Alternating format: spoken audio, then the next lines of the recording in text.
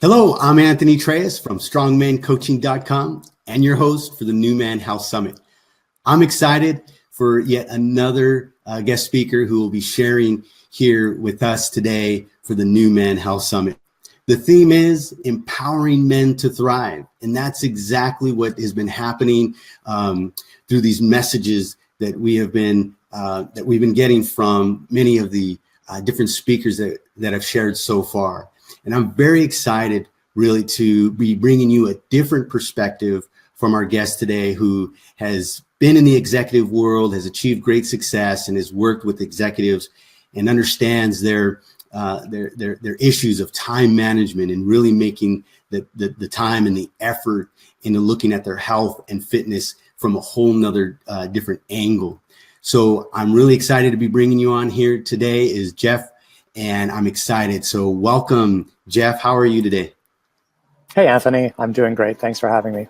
Well, great. First off, Jeff, I want to thank you for willing to be participating in the New Man House Summit and being able to reach more men and to pass on this information that we begin to share a new story with men to empower them to thrive. And it's not just about surviving, and it's about thriving. And it's great to meet you and to have you here today.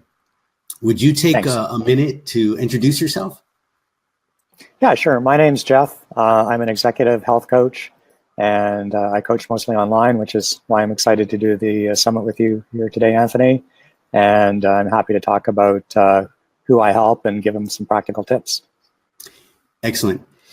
So, Jeff, you come from the executive world. You've been there, you've done it, you know what it's like, been in the boardrooms, you know these men are very driven, and yourself is driven. Why is success a hazard to men's health? You know, I like to call it the success paradox, Anthony. The irony of work is the better you are at it, the more you get. And so every successful executive will know that they're working harder. And, you know, I always like to say, you know, you're making less money when you divide the extra hours by the extra pay. Yes. Some people also call it the health for wealth trap. You know, we kind of give up our health and making wealth, and, you know, we make more money, which then we want to, you know, continue to do. So it's fine. Like what I kind of notice is between 20 and 40, it works quite well. You know, we have a lot of energy, our career is rising, but somewhere around 43 to 45, you know, 5 things happen to us that change the game. So let me go over them. You know, generally executives get married. They may get a house, especially if they have kids, to raise them, and they move to the suburbs, which means their commute goes up. They've often been promoted twice. You know, that's a big incentive to buy the house. They feel like, okay, I can afford to do this now. Yes. Now is the right time. So they've taken on a lot at the family level. They've taken on a couple of promotions at work, and almost unnoticed, they're not going to the gym anymore. And that sport they used to do in college, they're not doing either. So their free health pass from 20 to 40 works quite well. Suddenly you're 43 and you wake up and you're like, what happened? Well, those 5 things happened. Yes. And that was certainly my story. I mean, I've been a senior vice president of a Fortune 500 company out of Texas. You know, we rolled out the wireless data networks across the US and Europe. I got married, bought a house, had kids. I moved to Silicon Valley, became an entrepreneur. Had a bit of success. I managed to IPO a tech company for $500 million, but it cost me dearly. Yes. Oh boy, you know, I was on the road 3 weeks of the month. I could wake up at 8 a.m. and be in Japan that evening.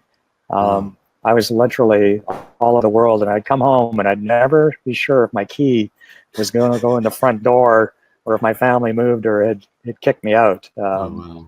And that was a factor. My kids are growing up without me. It was a lot of stress and strain on my wife to raise the kids as I sort of attended to the business. We wound up getting divorced. And then from a health and fitness perspective, I woke up one day, I was 55 pounds overweight, and I had just slept like 10 hours, Anthony. And I woke up first thing in the morning and I was exhausted.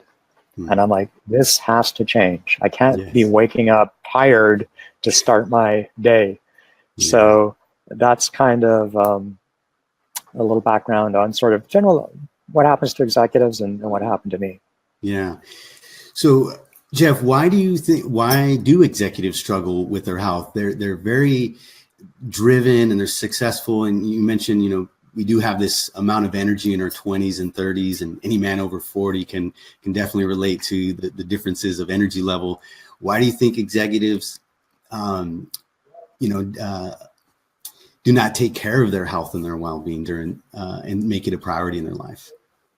There's actually a very positive reason that gets overlooked. So I want to point this out first. A lot of men like what they do, and they're very good at what they do. I'll use my brother as an example. I've got a younger brother. He's kind of neglecting his health, but he enjoys his business. It's a multi-million-dollar business. He's quite good at it. He's having a lot of fun. Financially, it's the best use of his time, as he likes to point out to me. But it's a good reason. Like he likes work, right? Yeah. So let's not overlook that. Having said that, on the plus side, I do run into what I call executive BS. So when I talk to executives, here's the excuses I hear in kind of order. Number one, I have no time. Number one by far. Yes. Number two, my schedule is unpredictable. As executives, we have customers, we have production problems, we have competitors doing things. It's true. Your schedule is less fixed as you go higher up the ladder. Reason number three, for whatever reason, a lot of executives I talk to don't like the gym. Maybe they were nerds in high school. I think a lot of it's just the time factor of driving to the gym, getting showered. It's kind of inefficient because they do have equipment at home. And a lot of them travel. It's okay to get your mojo and your routine at home with your fridge in your home gym. But, when you're up at 4 a.m. to get a flight across the country and you're coming back home past midnight, your routine takes a hit. So that's kind of what's working against you now. I will point out for CEOs that don't have that problem. So guys go, well, these are my excuses, Anthony. No time. I hate the gym. I travel. Well, what about Richard Branson? He's 60, he kite surfs, he looks great. He runs a multi-billion-dollar empire, and he works out. What about Elon Musk? He's running Tesla. He's a very busy man. He likes to swim and play tennis. Fitness is important to him. Tim Cook's running Apple. He's a big biking enthusiast in Silicon Valley, and he's big into his nutrition. Larry Ellison, if some people have dealt with Oracle, again, a very prominent, successful businessman. And I always like to point out, if these four guys can do it, what's your excuse again? Because they're running bigger companies than you are, and somehow they manage. But I think there is a blind spot I want to talk about, Anthony. Leadership comes with a lot of stress. It's the price we pay. Only % of all doctor-related visits are due to stress in some form or another, stress-related illness. So it really is the root of a lot of the reason we wind up at the doctors. Now, I said 75 to 90%. A big chunk of that is interpersonal stress. It could be family stress because you're working too much. It could be employee stress or issues at work. So, a lot of our stress comes from the people around us. Again, as executives, we deal with problems. And this is the general population statistic. 43% of adults suffer from some form of stress eating. I can tell you for a fact that number is double with executives. Easily 85 to 90% of my guys stress eat. There's some psychological and physiological reasons for it.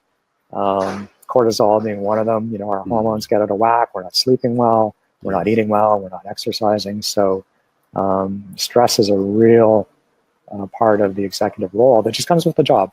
Not much you can do about it. It's not that you can meditate in a way or tell your customers to be nicer. It's just a fact of being an executive. I think too, and I'd be interested in your background with the military, but sometimes I call it the West Point model problem. A lot of executives I've asked them this question. I say, what are your values? They'll always say the mission, my team. And I'm like, well, where are you? Oh, well, I come after that, right? So their mental model is, make a quarter, make sure my team is happy. And they kind of put themselves third.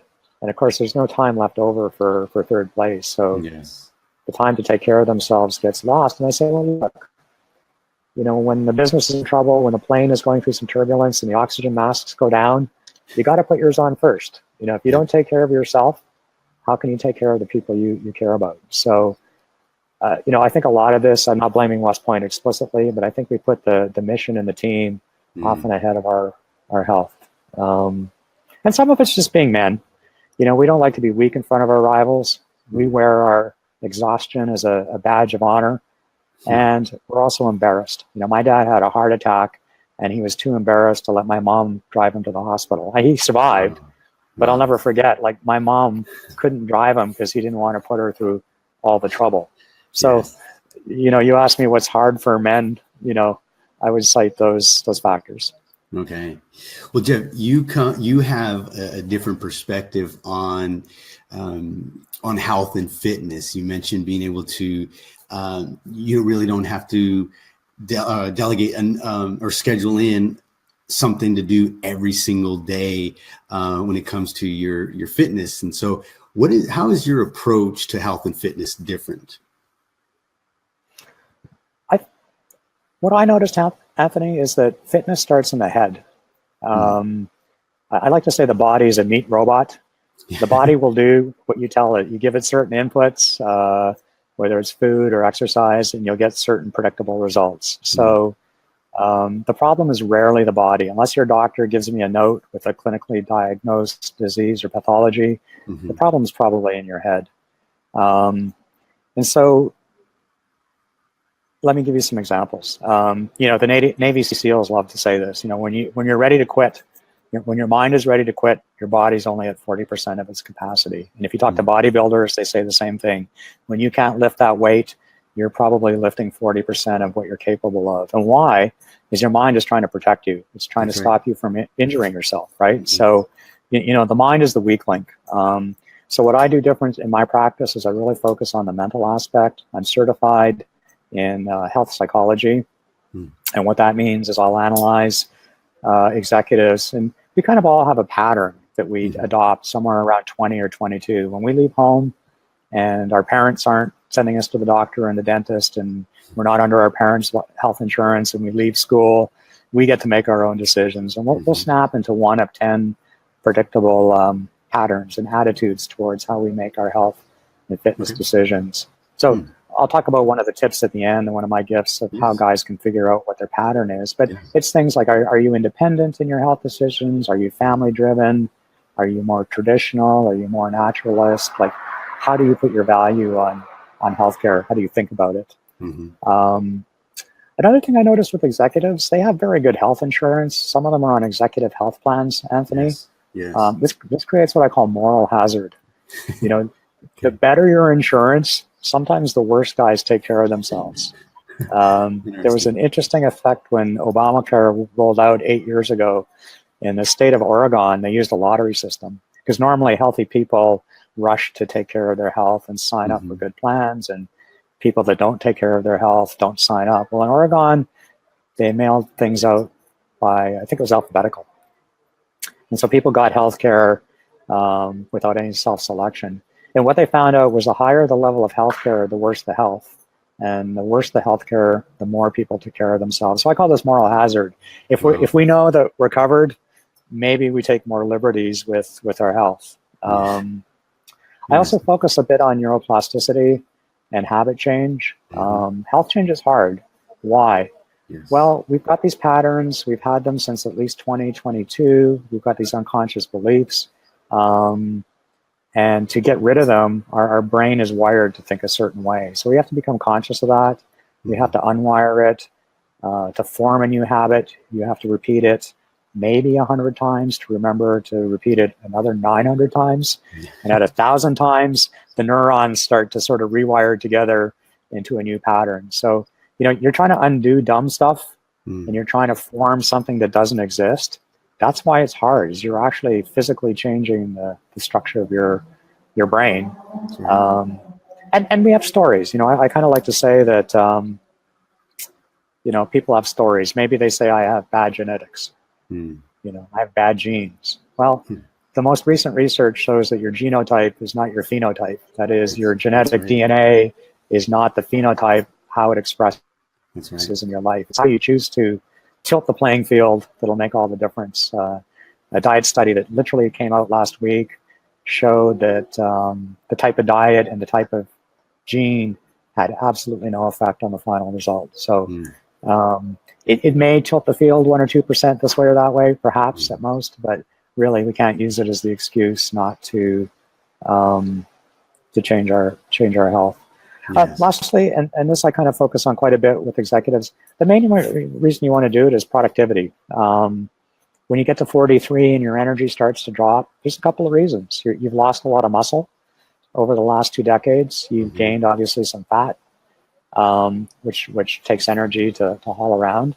So when you're tired, everything is harder. That's when my guys start to notice, hey, I got to do something. I'm weaker, I'm fatter, and it's harder to be productive. Yes. So that's kind of one of the triggers. And then other triggers are respect, whether it's your kids, whether it's how society looks at you, even at work. There was a study done that showed that fit leaders scored 61% in their performance evaluation high versus unfit people that scored 25%. And this literally adds up to hundreds of thousands of dollars over the course of your career in pay difference. But it's not the money, it's the quality of your life too. Like, you can't enjoy your life if you're ill. So I actually did an exercise where I coached 8 executives on the same team all at once. And I wrote this up for Harvard. I did a case study on energy and productivity, and I can leave a link if you're interested. But these guys found this is true. They got more productive, and girl. They got more respect on the job. Their bonuses were tied to their productivity. Most of them actually commented on the quality of life outside of work. They had energy when they got home to play with their kids. So again, when you ask what I do different, I very much come at it from the mental aspect, Anthony. Yeah.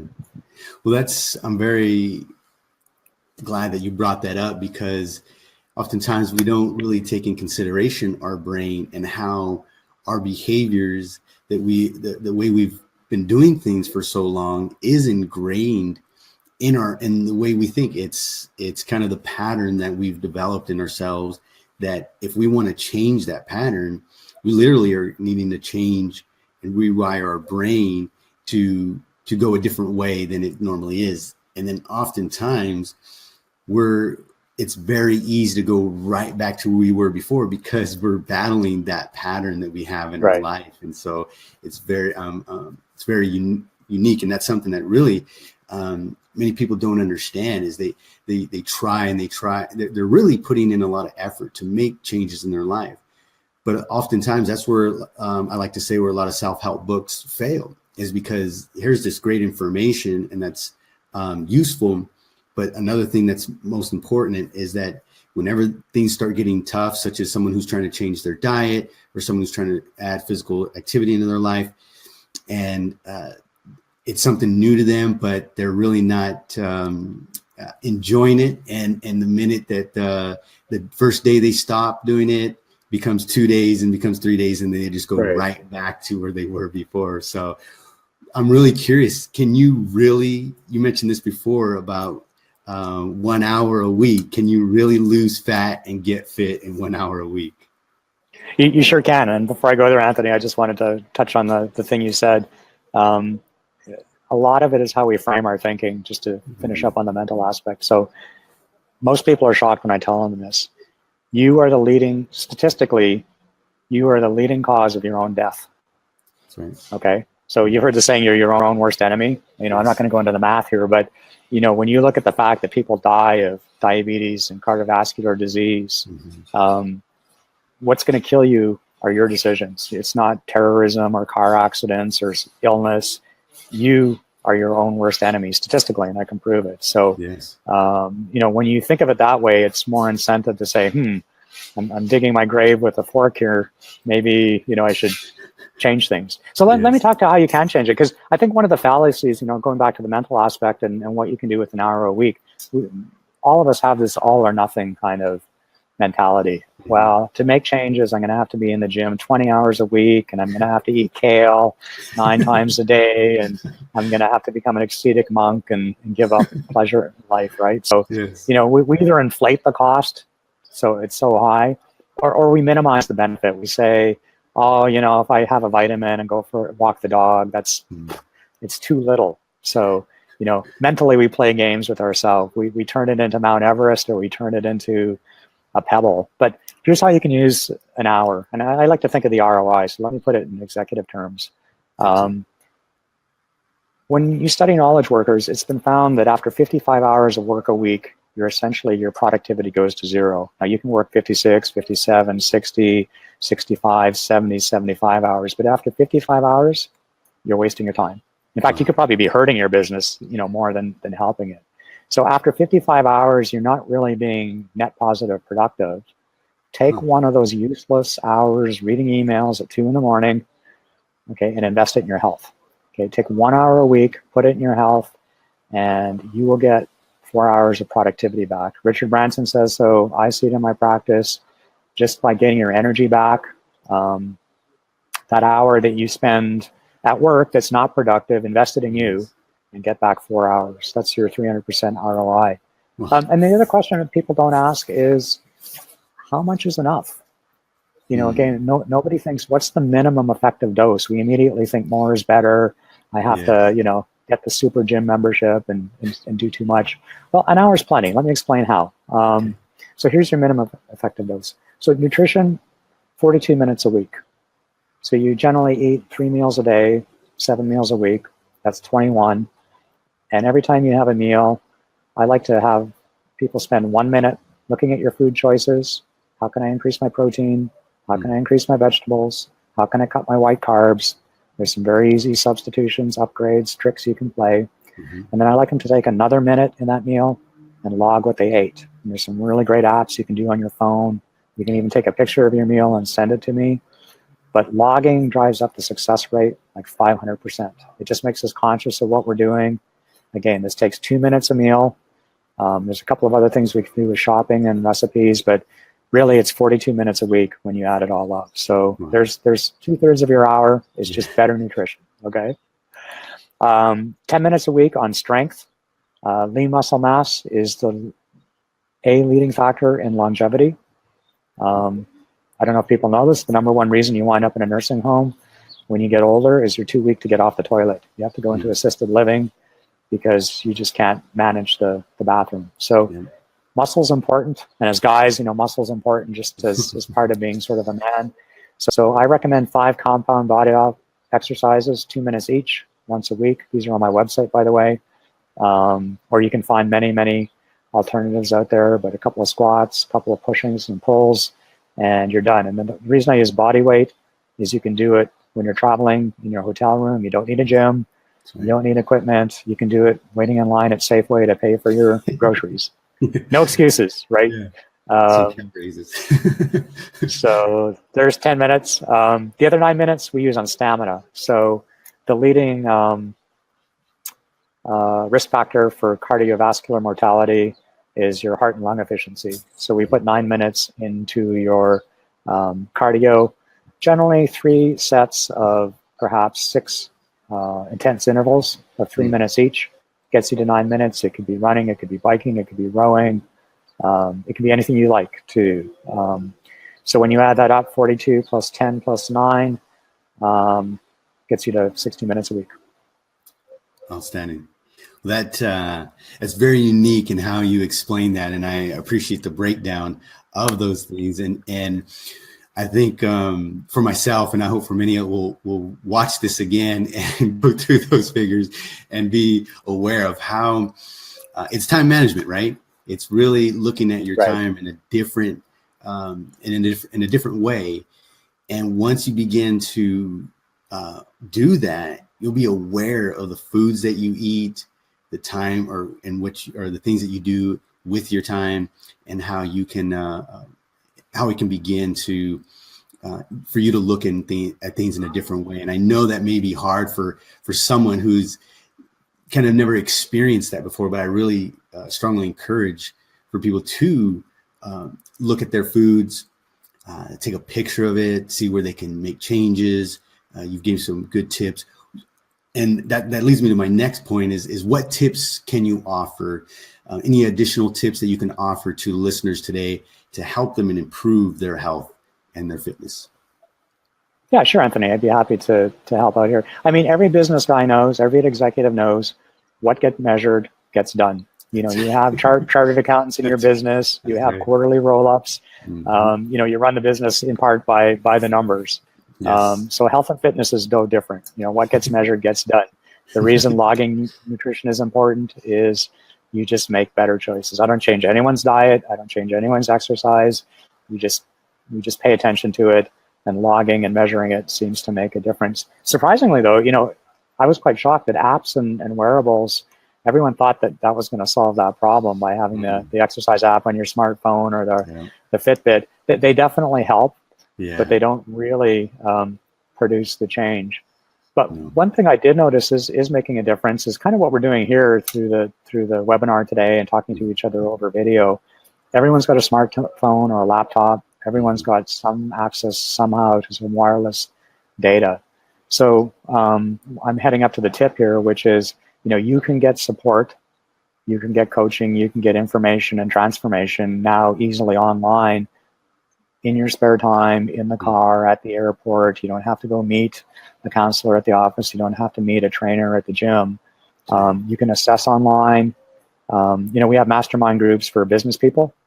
And the trend I'm seeing in virtual healthcare and virtual coaching is there's now mastermind groups for business people that are interested in sharing fitness tips and health tips. Certainly in my practice, guys are always exchanging information, and I put it out to my group when somebody figures out a little hack or trick at the airport or at the hotel. You know, we share it amongst ourselves. But coming back to what gets measured gets done. So here's my gift to your listeners today.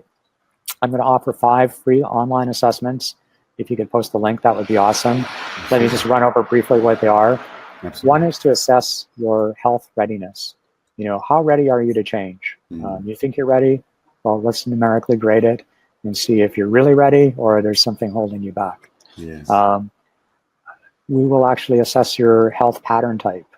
That's the second survey I offer, the quiz. So, you know, what's your health psychology? How do you make health decisions?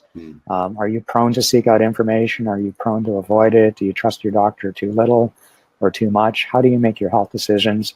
There are risk factors with that, and there are some pluses that you should know about. I do offer a stress survey based on the perceived stress score instrument. Most of my guys are well over 75%, as I mentioned earlier in our conversation, Anthony. You know, stress comes with the executive role, and it cuts into our time, it cuts into our health, it cuts into our hormones. So for me, it's important to assess that to see what we're dealing with, you know. But I would expect that most guys are going to score high on that. Yes. I do offer an audit of your food environment. We'll take a look at your fridge, we'll take a look at your kitchen and your pantry and just see what the situation is, and some tips on how to change that. It's difficult, especially in a family situation, for dad to eat healthy if the kids are eating unhealthy. Yes. I get it. I've been there myself. But it's good to look at that and figure out exactly where you stand.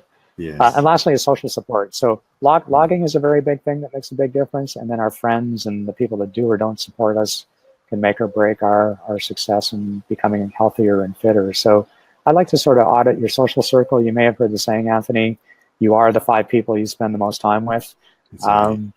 Hopefully those people are supporting your journey. If they're not, there's some things we can do. But let's look at your social support and figure out, are the cards stacked for you or against you? You know, one of the things I love about your health summit is it's bringing people together that are interested in making changes and looking at this information.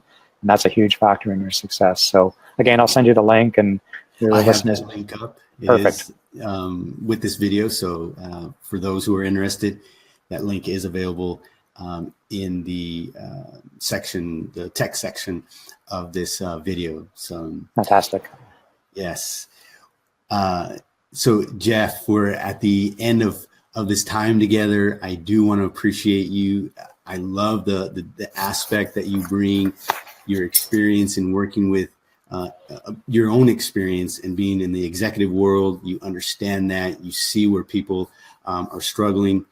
and how you bring your statistics and the information that truly can help somebody make changes in their life. And so I really appreciate this different view and the experience that you have, and the experience that you've had in working with executive men in helping them to change their health and their fitness. Any last comments? No, Anthony, I just want to say thank you. It was a pleasure talking with you, and I admire what you're doing and getting the word out. So I wish you every success. Well, thank you. Well, once again, I want to thank you all for watching the New Man Health Summit. I wish you the best in becoming the man that you truly want to be. I encourage you to watch not only this video, but all the other videos multiple times, and allow this information to be absorbed and give you the opportunity to become aware of different options that are available for you, that you begin to be empowered yourself, and that you begin to become the best father, the best husband, the best man that you possibly can be and that you desire. So I'm Anthony Treyes, and I look forward to hearing your success stories. So thank you for watching. May you have a wonderful day. Thank you.